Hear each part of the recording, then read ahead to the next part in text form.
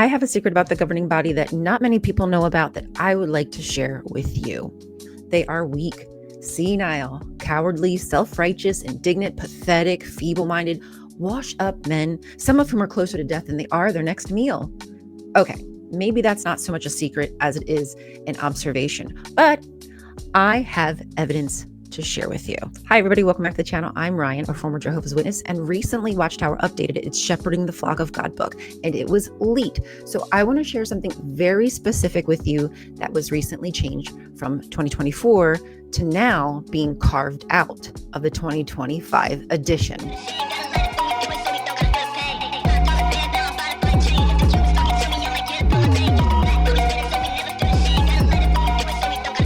A brief explanation of what the Shepherd the Flock of God book would be is a manual of instructions from Watchtower to the elders on how to run the day-to-day of the congregation, whether that's from legal matters to the mundane. It kind of runs the gambit.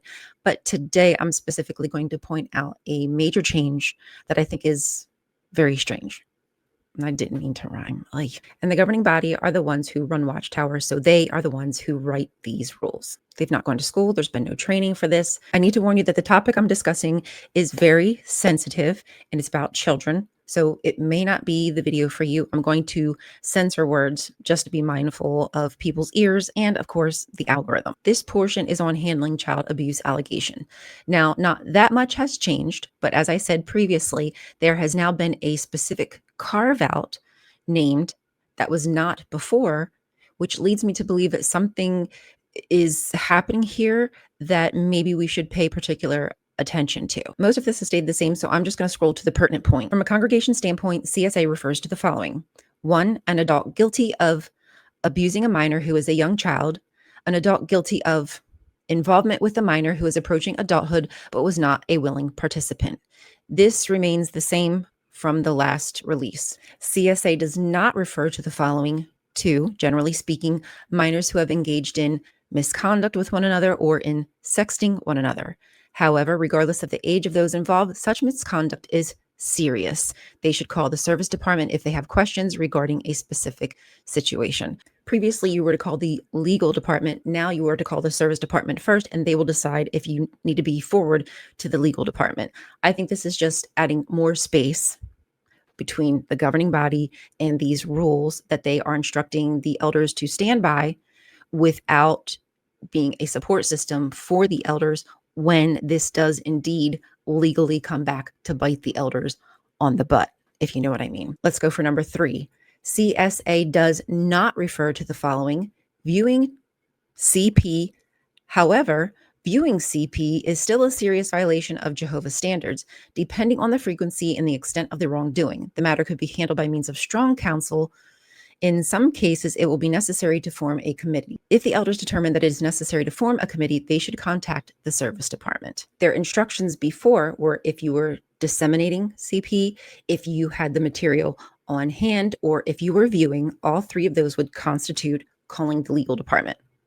So now they have made this protection that if you are viewing CP, that it's not necessary to call the legal department. You don't have to call anybody, is what they're saying. What they should be doing is making clear instructions to call the police. And the first thought a grown man has about CP shouldn't be, what does Watchtower think? It should be, oh my goodness, let me call the authorities. Okay, so let's talk about what is strange here. How did it go from previously viewing, disseminating, having it on hand is practically the same thing, all goes to the legal department? This to me sounds like they're having an uptick of reports of viewing CP, so much so that they couldn't handle the CP on hand and the disseminating of CP. Now they made a special privilege that viewing isn't as serious when it is serious. I don't need to explain to anybody how atrocious and disgusting this is. I think that we can all agree this is absolutely vile, like wretched. Not only is it deplorable behavior to do such a thing, but to condone it by not reporting it is also deplorable because you're allowing it to happen. Why would you want a person like this around your children?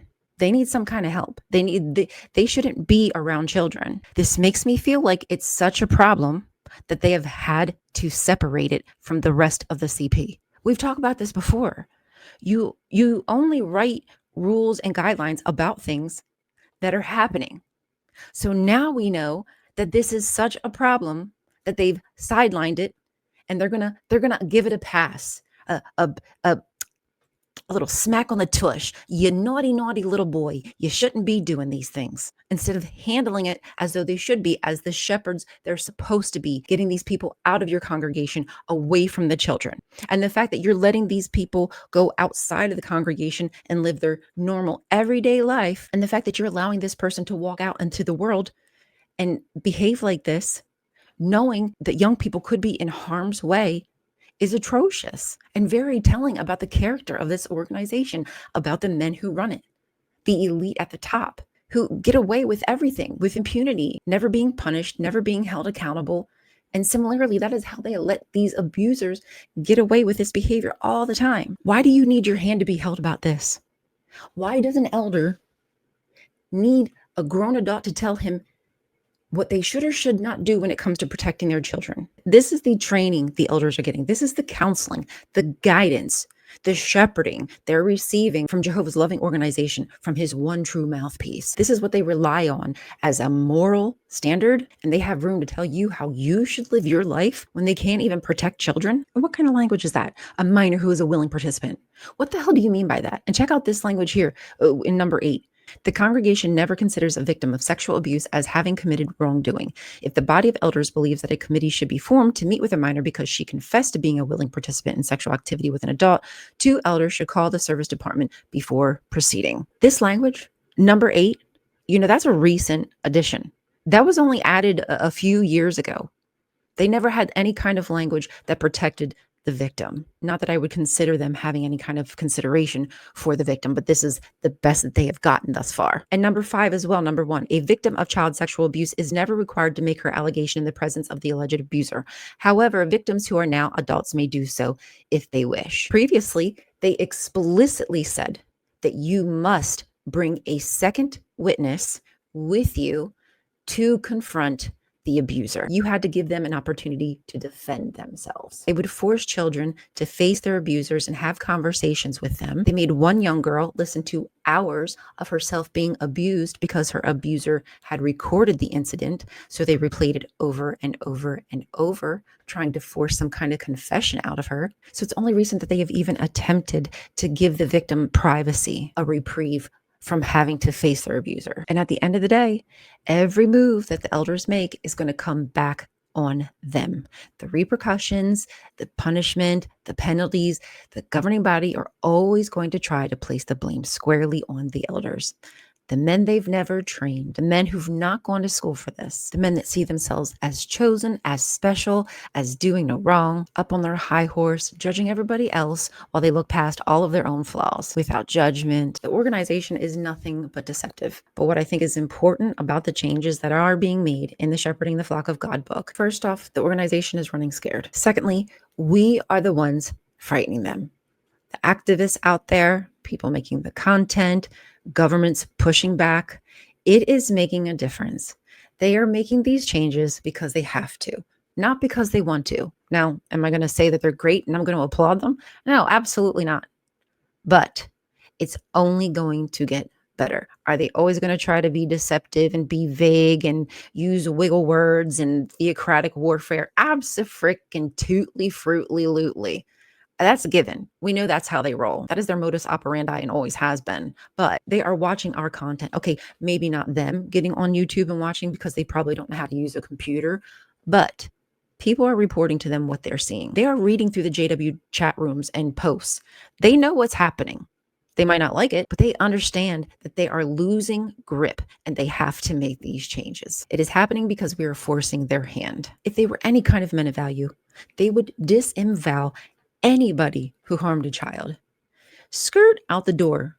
To the authorities you go. But that's not what we see. We see them protecting the schmiles. We watch them constantly move the goalpost. They are tired and feeble-minded and getting docile and senile. This is hard for them. Okay? They wanted to retire.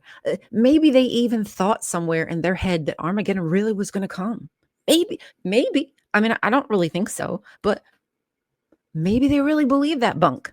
And, Yeah, now they've realized they're knocking on death's door. And now they realize they're knocking on death's door. They don't care about their members. They don't care about their sheep. They care about the numbers.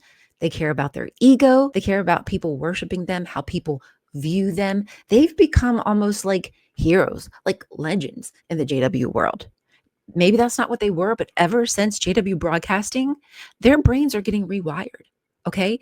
I understand being a content creator. You want positive feedback.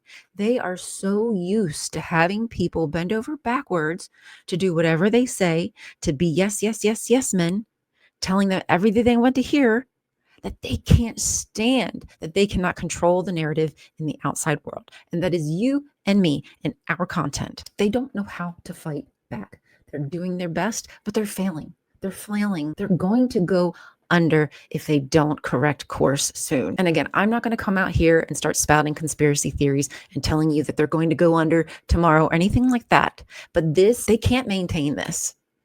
It is a powder keg waiting to explode. So we have to continue to put pressure on them. We have to continue chasing, making this content. I've watched so many good videos about the recent changes and updates and new light and everything. And the perspectives are on point. They're enlightening. They're reaching people beyond ex-JWs and current JWs. It's reaching out into the real world where it can make serious change. It's going to cause people to stop trusting in Jehovah's Witnesses, where previously people saw them as a group of just normal, everyday, kind people that just kept to themselves. But now they'll have to see the real organization, what they're really hiding, the candy coat over top of the decay, the necrotic tissue they need to get rid of. They need to cut out. And it can and possibly will happen if we keep doing what we're doing.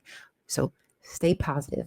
Don't let these creepos, don't let these weirdos, these simps, these apologists get to you. What we're doing does matter and does make a difference. And we know that the JWs inside the organization can't and won't protect themselves. And the children cannot protect themselves. They're just seen as objects. So it is a must that we continue down this path. They're counting on us, even if they don't know it. And you know what else? I really like the idea of the governing body sweating.